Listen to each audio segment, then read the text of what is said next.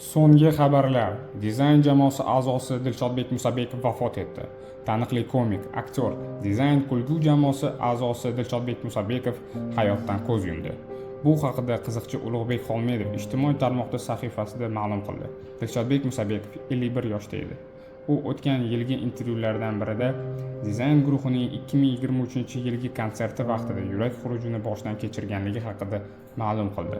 San'atkor faoliyati davomida Jaydari zarba, Labbay rais kabi filmlarda yorqin rol ijro etgan. Dilshodbek Musabekov 2025-yilda O'zbekiston prezidenti farmoni bilan Shuhrat medali bilan taqdirlangan.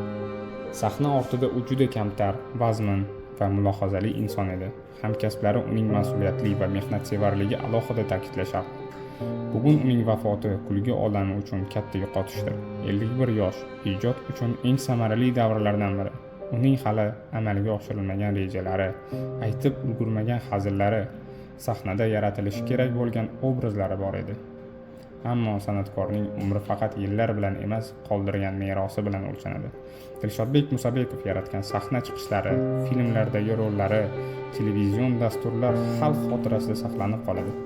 U kulgi orqali odamlarga quvonch ulashdi. U insonlarning kayfiyatini ko'tardi va shu orqali yuraklarda o'z o'rniga ega bo'ldi. Bugun uning oilasiga, yaqinlariga, do'stlariga va hamkasblariga chuqur hamdardlik bildiramiz. San'atkorning xotirasi yorug' va abadiy bo'lsin.